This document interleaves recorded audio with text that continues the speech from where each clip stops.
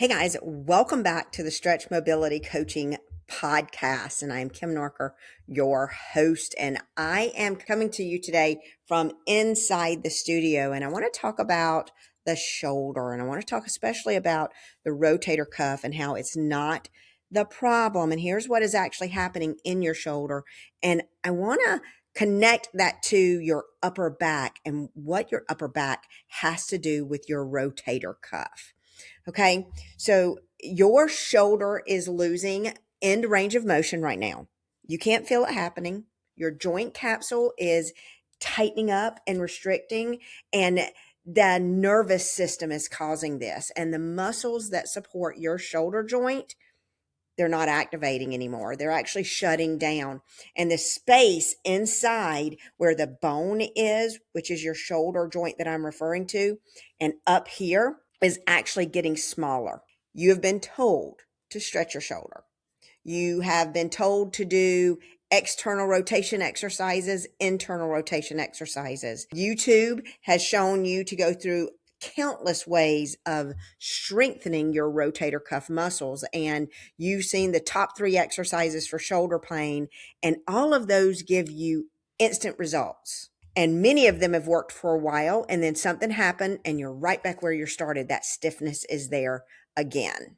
Now, maybe some of you have had physical therapy, a treatment. Maybe you've got your shoulder stretched out at an assisted stretching facility and it resolved the tightness for maybe a time. But if you think about this, you go in, you get stretched, and then you need to go back and you got to get stretched, and you go back and you got to get stretched, and then it's constantly coming back. And if it was working, why does it keep coming back? Or maybe for some of you, it never fully went away. You have that shoulder tightness that continues to come back, and it just seems to be getting worse, and it's starting to drive you a little bit crazy. Now, I want to talk about in this episode why it keeps coming back. And I'm going to tell you exactly what the reason is, because I want you to understand why it happens in the first place in your shoulder. Now, you're going to learn in today's show what the research says about what happens when your shoulder goes into what I call a decline, a silent decline, and while it starts to feel tight and why you shouldn't push through that tightness. You're going to learn what you can do right now to start protecting your rotator cuff muscles and to preserve your shoulder mobility. You're going to learn when you need to address your shoulder mobility so that it does not become painful or damaged to the point of surgery. I'm also going to share a free resource so you can download that to help you identify shoulder mobility deficits. And it's called the Shoulder Mobility Self-Check download. And the link is in the show notes below. I'm going to give you some tests that you can do at home today that will show you exactly where your shoulder is in decline, what you're losing. So make sure at the end of the episode, you're going to go and download that as a resource tool. Now, here are some facts about shoulder pain before we dive in, okay? Shoulder pain is the 3rd most common musculoskeletal complaint in the world, of course, behind low back pain and neck pain.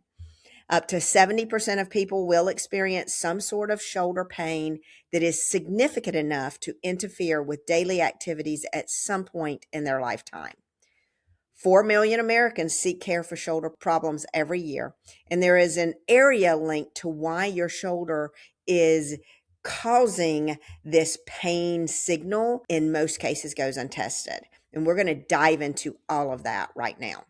Now, first I want to talk about what I classify as the shoulder joint. The shoulder, and here's my little model here. I made a little joint capsule for you. Oh, and it looks like my little capsule is falling apart.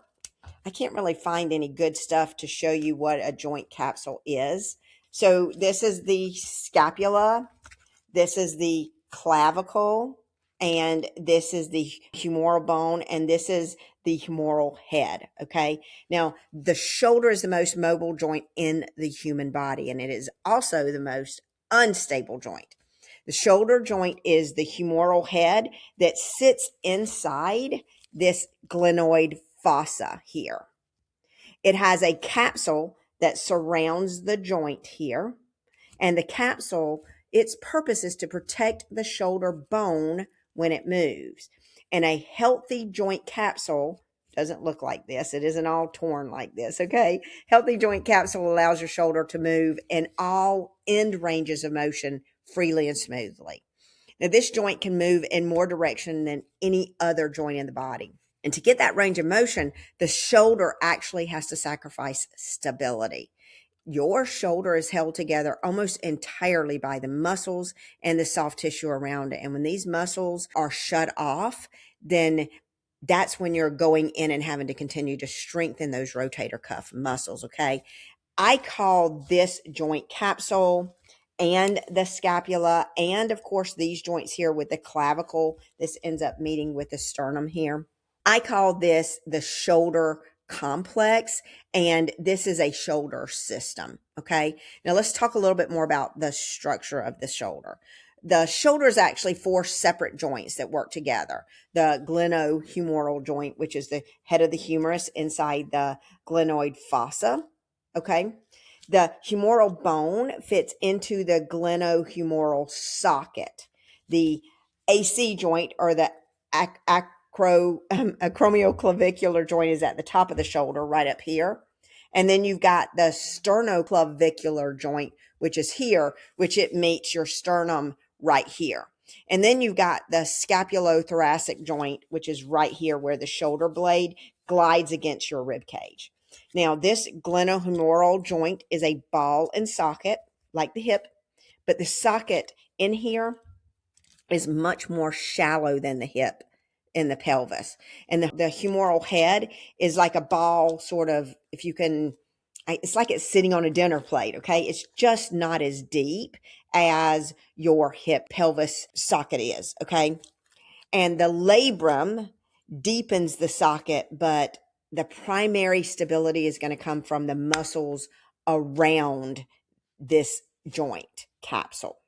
Now, the shoulder blade has to move every time this joint moves, and your actual shoulder blade is going to rotate, it's going to tilt, and it's going to glide to position the shallow socket so the ball can move safely through all of its ranges that it is supposed to move into. And I want to show you that later in the show. Now, the scapula cannot move properly. If it can't move properly, the shoulder cannot move properly, okay? And most of the time, we see people where the scapula is way up, close to the head of the humerus, because all of these muscles have sort of gone to sleep. The rotator cuff muscles are being pinched under here when the head of the humerus moves. Now, the scapula cannot move properly when your thoracic spine underneath it is no longer moving. And the thoracic spine and the shoulder system actually communicate and function as a complete upper body movement system. So when I'm talking about the shoulder, I'm talking about the head of the humerus primarily, but also this whole complex with the thoracic spine, because that's the movement system in general, and you have to address all of those things. Let me break down how the shoulder is meant to move. There are actually 6 movements. I want you to know all of them, because when I tell you which ones are in decline and locking down, first, you're going to recognize exactly what's happening in your body right now. Now, you've got shoulder flexion, where, raise your arm up this way. This is the arm moves up, and it's required for you to reach overhead, wash your hair, blow dry your hair, put something on a shelf. Then you've got shoulder extension. That's this moving backwards, okay? And it's required for anything that you're reaching back to do. You've got abduction, where your arm is going up towards your ear, and that's the bone has to glide down this way, okay? You've got adduction, where your arm goes back towards your body. You've got internal rotation, that's this way, and it's required for reaching, behind your back. And then you've got external rotation, and this is one of the first rotational movements inhibited when the shoulder joint capsule restricts. And we're going to talk about that a little later on in the show. Now, your shoulder was designed to move freely in a full circle. And many of you have got those PVC pipes, and you do all sorts of shoulder mobility work. And when it cannot do that because the ball is not centered where it needs to be, it's going to pinch up here when it moves into end ranges of forward flexion and abduction. And this is happening because of, not necessarily because of this, it's happening because of the thoracic spine, which I'm going to talk about later, is locked down and no longer twisting and moving. And if you do this sort of activity where you're twisting and moving the thoracic spine, you're probably going to feel some stiffness in there. Now, when your shoulder can't move in the full circle, when it's pinched underneath here, then this is what I call shoulder capsule decline. Okay, this capsule here that protects the head of the humerus and the glenoid fossa is actually in a decline, and it's sending a message for the muscles to be inhibited. Actually, nervous system is doing that. And when that happens, then this capsule goes into a decline, and it takes the head of the humerus here, and it's no longer centered, and we call that centration. Now, when you go in for shoulder treatment, you're going to be tested for passive range of motion, active range of motion, and they're going to test muscle strength. But very few clinicians are going to test the joint capsule itself to see if it and other surrounding joints, so this joint, also this joint here, is actually moving the way that it's supposed to, or is it off center and is the system itself not working efficiently? Now let's talk about the research. Before I give you numbers, I want you to understand something. Every single one of the statistics that I'm about to give you represents a shoulder that was silently losing in-range mobility, and that's how the head of the humerus rolls and rotates in the glenoid fossa. And that silent decline happens long before you get a diagnosis, long before a surgery was scheduled, and long before your pain started. Now, these things that I'm going to tell you about here that are found in the research are actually outcomes from that movement system that is in decline that no one caught. No one tested it. No one restored it. And I want you to listen to these numbers, and I want you to ask yourself one question. How many of these people that are in these statistics had their shoulder joint mobility tested before it became one of these statistics? All right, so up to 70% of people will experience shoulder pain that interferes with daily activities at some point in their lifetime. And shoulder pain is in the top 3 musculoskeletal complaints globally. It's third to low back pain and neck pain. 4 million Americans seek care for shoulder problems every single year, and you may be one of them. An estimated 174,000 shoulder replacement surgeries were performed last year in 2025. And that number, guys, it's growing with aging population. Rotator cuff tears are present in over 20% of the general population, and that could be you, and in up to 50% of people over the age of 60. Many of them have zero pain. Now, 40 to 50% of patients with shoulder pain report persistent pain or reoccurrence after 12 months of treatment. Individuals with shoulder impingement syndrome have significantly greater thoracic kyphosis and less thoracic extension range of motion than aged matched healthy controls. And then approximately 15 degrees of thoracic extension mobility is required for full bilateral shoulder forward flexion. The upper back must be able to move for the shoulder to fully move. Now, this research, it counts surgeries, it counts pain, and it counts diagnoses. It counts the outcomes of these particular things. What it never counts is the silent in-range joint mobility that you are losing in your thoracic spine and your shoulder system. Now, nobody is measuring whether your shoulder joint in-range mobility is losing its in-range. Nobody is testing whether your deep muscles that support your shoulder are providing the support without compensation. And nobody is catching the silent shutdown cycle before it becomes a diagnosis. Now, over half of people over 60 will have a rotator cuff tear visible on imaging, and many of them have zero pain. And that tells you the tear is what creates the pain. The mechanics around the tear are what create the pain. And those mechanics have been declining in their shoulder way before any of the imaging showed anything at all.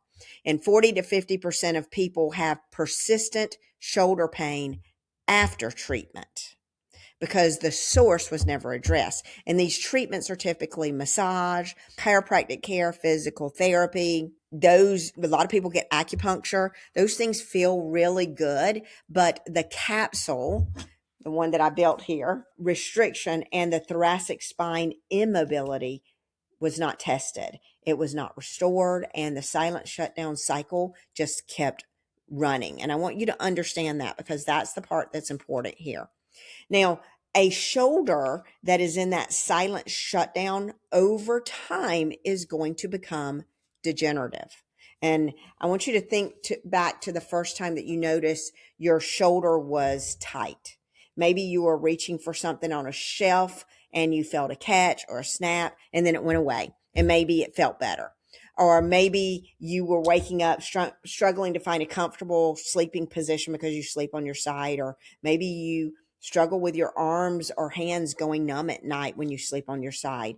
Guys, all of these are warning signals. That first signal that you felt that went away, that you thought went away, the shutdown cycle that I talk about in your shoulder capsule and the muscles actually started.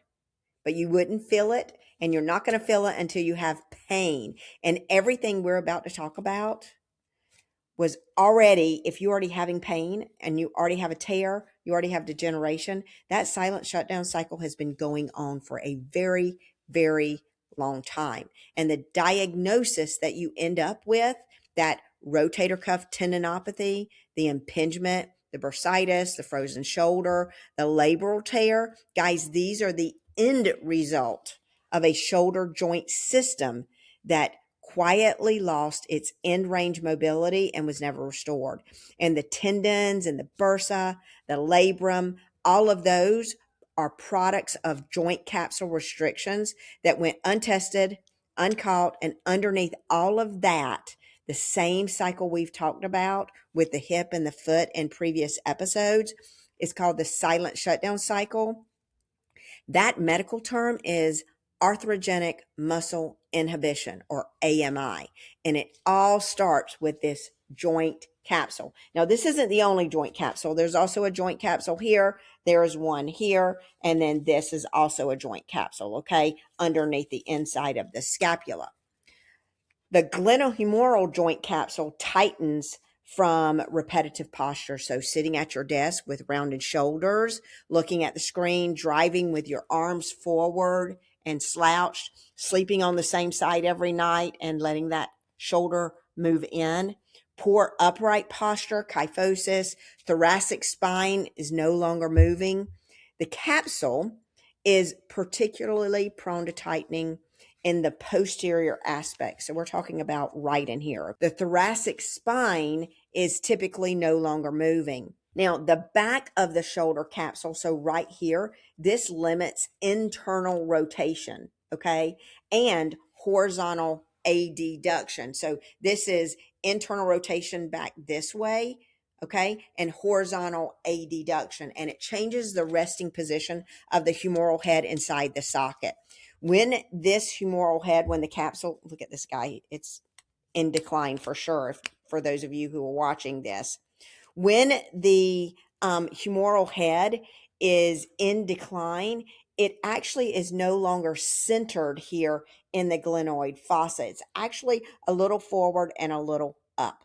Okay. And that's what they call that this space here where the rotator cuff muscles go through is narrowing. It's narrowing because the head of your humerus is up this way and forward a little bit. So when that goes to move and it's up, it's going to pinch there at the top of the acromion process.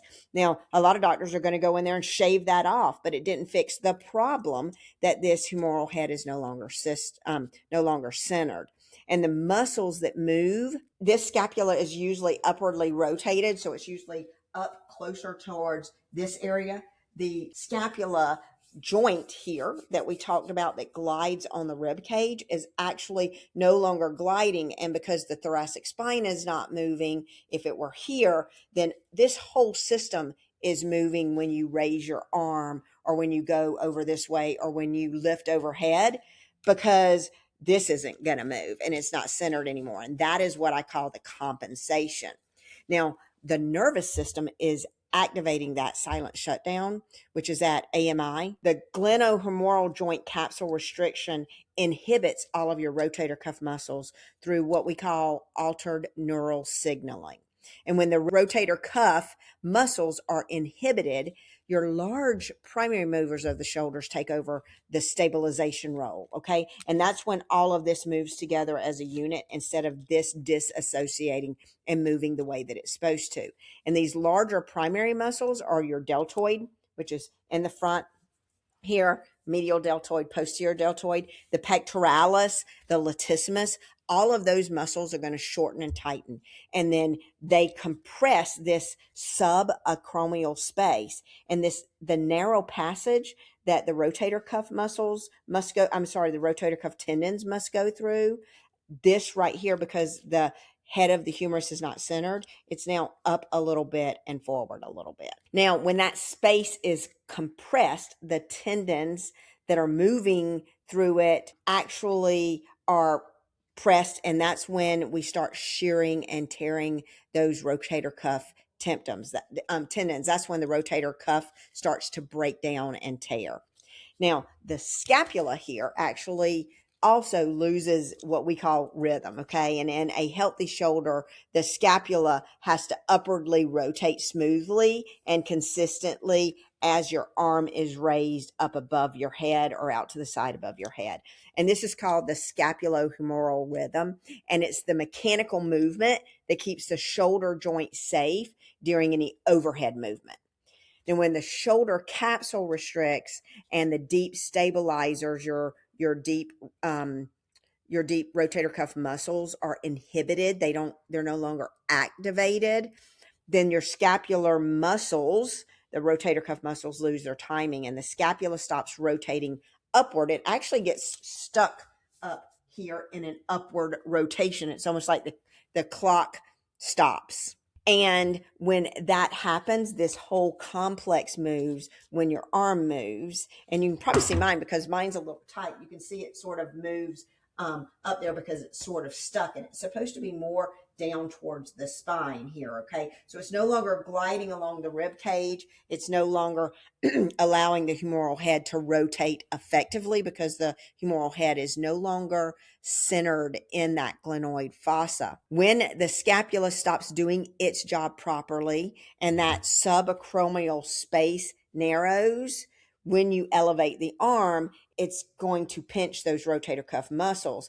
And when we're talking about this humeral head losing centration, your rotator cuff tendons become pinched when you move that shoulder, when you lift your arm up above, head or to the side and up above.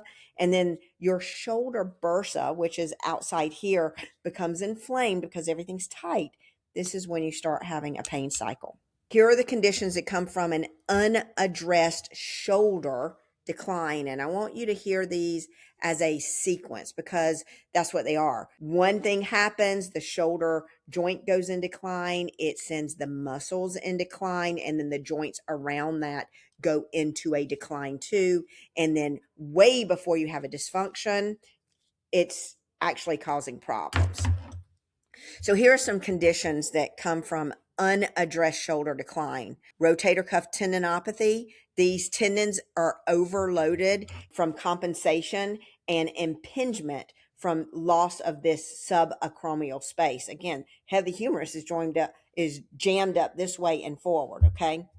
Rotator cuff is going to tear.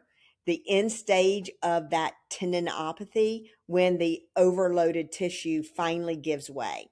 And then you've got subacromial bursitis here, where this bursa is inflamed to protect the compressed subacromial space. Shoulder impingement, when your arm goes up this way, is the mechanical result of altered scapulohumeral rhythm, and the humeral head, they call it migration. I call it the centration is lost. Frozen shoulder happens. The joint capsule progresses through severe restriction to the point of pain and near complete loss of motion. You can't, if you've ever had frozen shoulder, it's horrible. You can't move that head of the humerus at all. And no matter what stretching you do, it goes through a certain freezing, and it is really, really a hard rehab. Then you've got labral tears. The labrum is stressed by the humeral head that has gone from its centered position in the socket. Then you've got your AC joint here. You have arthritis that forms in there, and the acromioclavicular joint starts degenerating from altered force transmission through the shoulder, that is the humeral head that is pressing on that for so long, and this has stayed in a restricted state for so long. That arthritis that's in that AC joint is just a bunch of bone spurs, guys.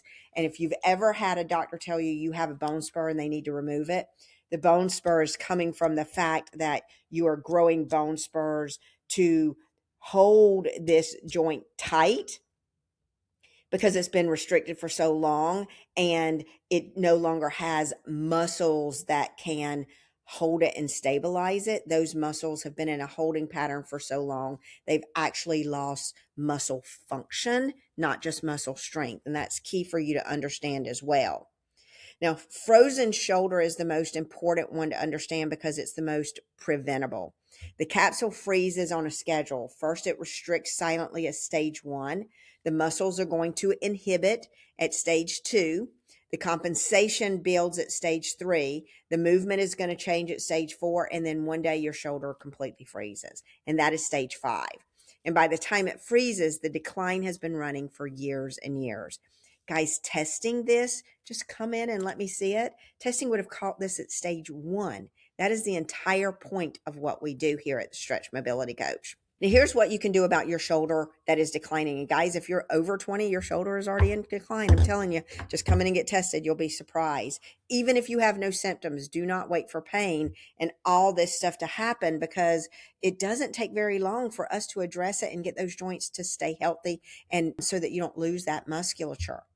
Now, if your shoulder seems to keep returning to the same place you've had before over and over and over, I want you to understand what is happening. It's called the silent shutdown cycle, and it's causing a decline in your shoulder joint, which is, again, the joint capsule here, and the muscles that are supposed to support your joint.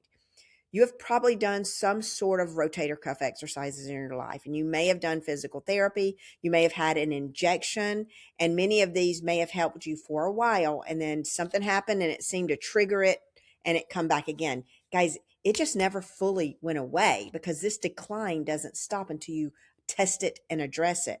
And I want you to understand that if you don't do those things, then things are going to happen. And that stage of all of those things are going to happen.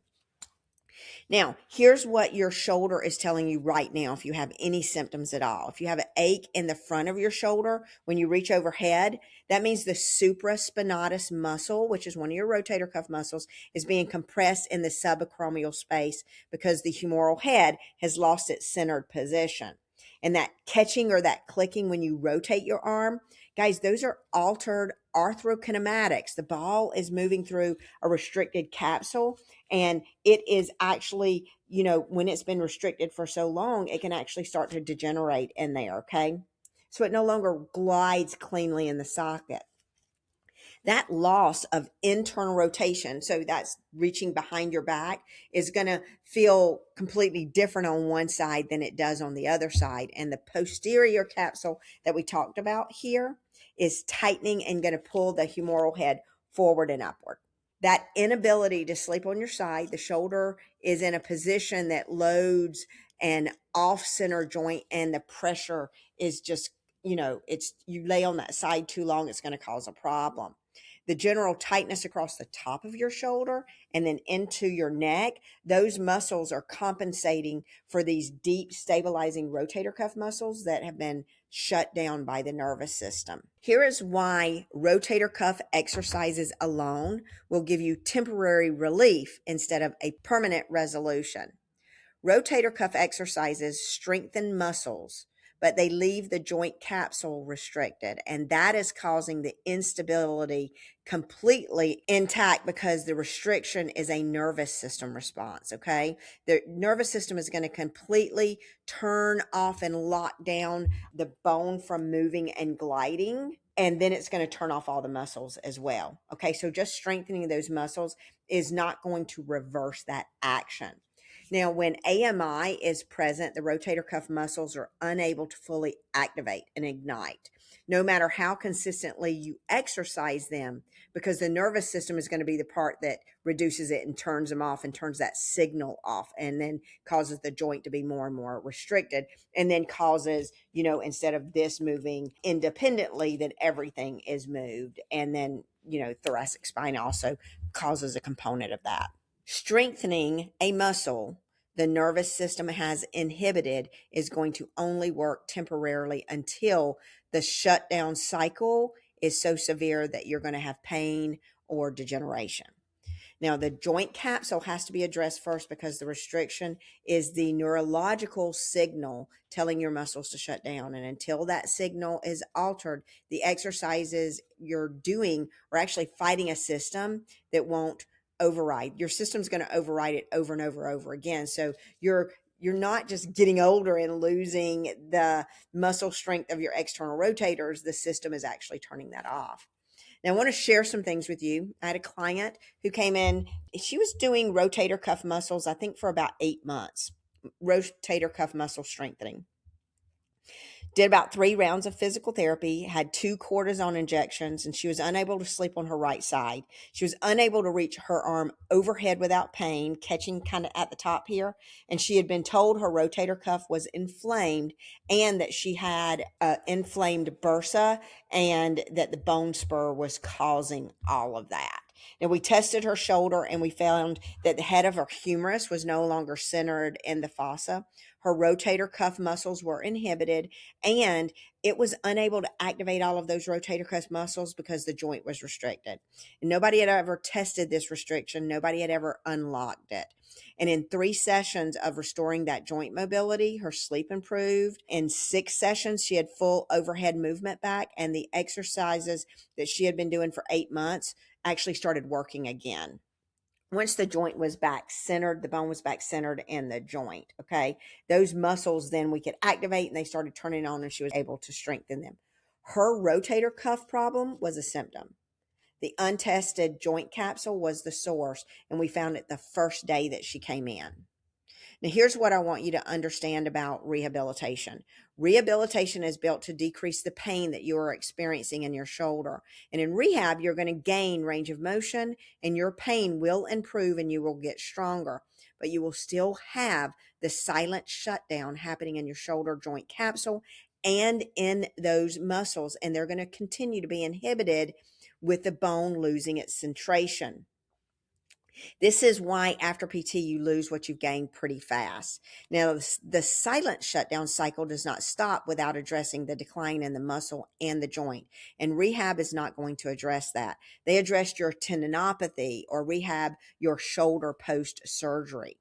Now, I have seen people post rotator cuff surgery once they've been discharged from their physical therapy and found all the joint capsules. And when I say all, I'm talking about this AC joint.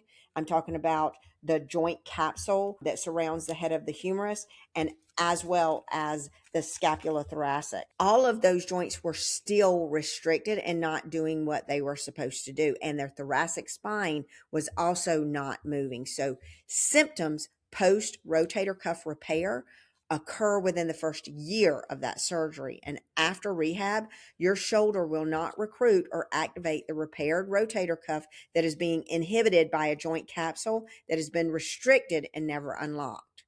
You have to address the system to get the long-term results that you are looking for. So if you have pain, go to PT, confirm you don't have a tear, then call me to test the shoulder system and test your shoulder mobility. If you have to have surgery, after surgery, schedule to test the shoulder joints, the muscles, so that you can prevent that arthritis, that degeneration of the shoulder, and possible shoulder replacement surgery. For long-term results, that is what you're looking for, guys. Stop chasing the quick fixes and thinking that you're okay and hoping and praying that you're okay, because the sequence has to start with the joint, because the joint is giving the nervous system the signal it needs to keep the muscles shut down. And when the humeral head is centered in the socket, the rotator can do its job. And the rotator cuff can also do its job. Then the scapular muscles find their rhythm again. The scapula does what it's supposed to. The head of the humerus does what it's supposed to. The acromial joint does what it's supposed to. And everything downstream revolves because the source is finally addressed. Restore the joint first. That is the sequence that actually works. Now, the connection you've been missing, your shoulder and your thoracic spine. I want to talk about your thoracic spine. So that is T1 through T12, your upper thoracic and your lower thoracic spine. They have 12 vertebrae, and each segment is designed to flex, extend, and rotate, as well as side bend. And in a healthy movement system, the thoracic spine extends as you reach your arm overhead, and it contributes to the last final degrees of elevation that the shoulder joint alone cannot provide. Research confirms that approximately 15 degrees of thoracic extension mobility is required for full bilateral shoulder flexion, and the upper back must move for the shoulder to fully move into those end ranges. Now, the shoulder blades sit on top of the thoracic spine, and the upper back, those thoracic spine vertebrae, must move in all of those motions that I said: flexion, extension, rotate, and side bend. And the shoulder blade that sits on top of the thoracic spine is supposed to glide across the ribs. And when the thoracic spine stops moving, the shoulder blades are unable to move properly, so it sits up there at the top, and then the head of the humerus is up, like I said, just a little high. And all of that is that movement system in the shoulder and thoracic spine that I talk about. Now, every arm movement above shoulder height requires the thoracic spine to participate and extend, and the shoulder joint alone can't provide that full range of motion without it. And when your thoracic spine stops doing what it's supposed to do, the shoulder joint takes all of the load. It does the work that it shouldn't be doing alone. Now, what happens when the thoracic spine stops moving? It stops flexing, extension, rotation, and side bending. Forces that affect every other joint are going to be a problem, like prolonged sitting, forward head posture, desk work, screen time, driving. All of that loads the thoracic spine into flexion. Okay. And over time, the joint capsules of the thoracic facet joint start to restrict and lock down. And the thoracic spine loses the extension, it loses its rotation, and it rounds forward progressively, leading towards a kyphosis. Now, this is a joint mobility problem because the thoracic spine has stopped moving at the end range, and the nervous system has inhibited the muscles that are due to support that. Now, that is your rotator and your multifidus, okay? There are more muscles back there too, okay, that I'm not going to mention in today's show. And when the thoracic spine can't extend, the shoulder blade can't tilt properly. And when the shoulder blade can't tilt, the subacromial space narrows. Again, the head of the humerus is up, okay? And when that subacromial space narrows, every overhead movement is going to compress your rotator cuff tendons and then start charring them. The shoulder tries to do the full job when the AC joint, the scapula, the thoracic spine are supposed to do its job. So the whole system is not working the way that it's supposed to. Now, the scapula is sort of the bridge between the thoracic spine and the shoulder, and it actually sits on the back rib cage, which is attached to the thoracic vertebrae. It actually connects to the arm through the glenohumeral joint. And when the thoracic extension is lost, the scapula kind of gets stuck in a forward tipped position, and the inferior angle of the scapula is kind of wings out, okay? And the glenoid fossa, it faces downward this way instead of upward this way. And then the subacromial space is closing because the head of the humerus is up as well. Now, research shows that the slouched thoracic posture decreases maximal arm elevation by about 15 degrees, and it increases the muscular demand on the upper trapezius and serratus anterior by 20 to 90%. And a stiff thoracic spine forces the shoulder muscles to work dramatically harder with every time you move your arm. Now, individuals with shoulder impingement syndrome have been shown to have significant greater thoracic kyphosis and less thoracic extension range of motion than healthy people that are not in decline. The thoracic spine is a primary driver of what happens at the shoulder.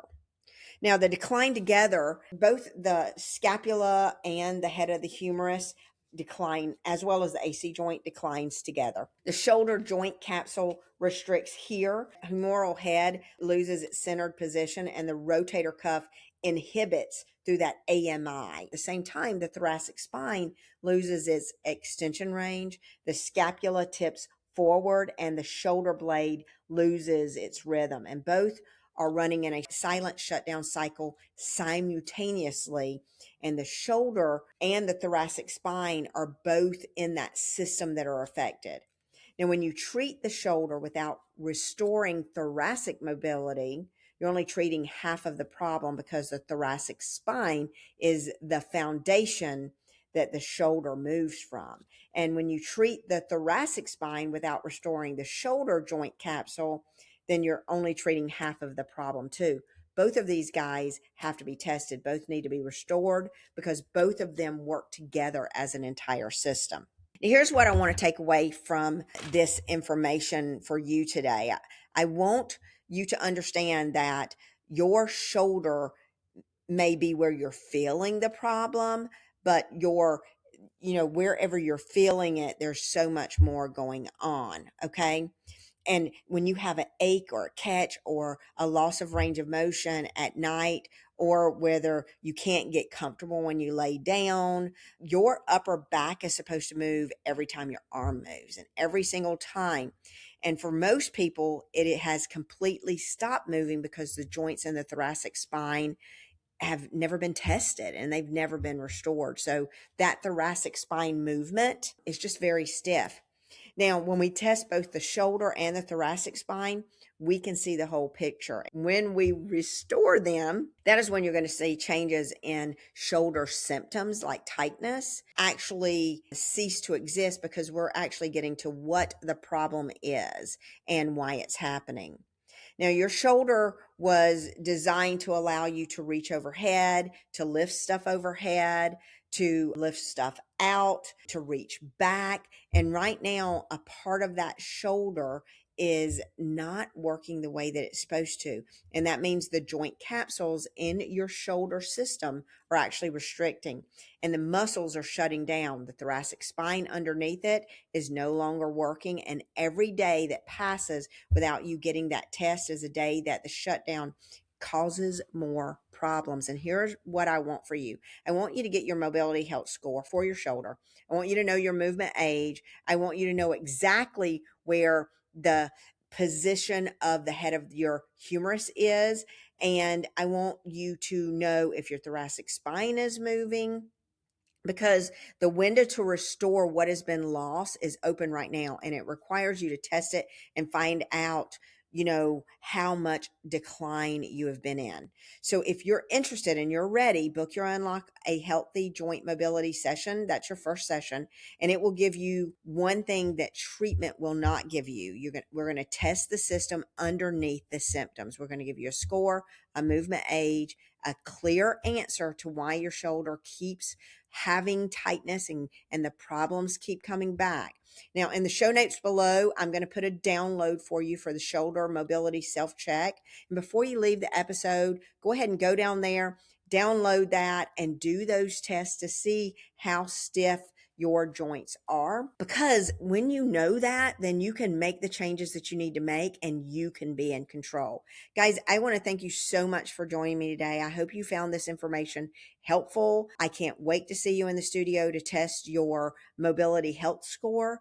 And I want you to make sure you get tested as soon as you can. And it doesn't matter what age you are. If you're 15, if you're 16, if you're 25, if you're 50, if you're 60, I'd love to see you. So thanks for joining me on the show today, and I will see you next week.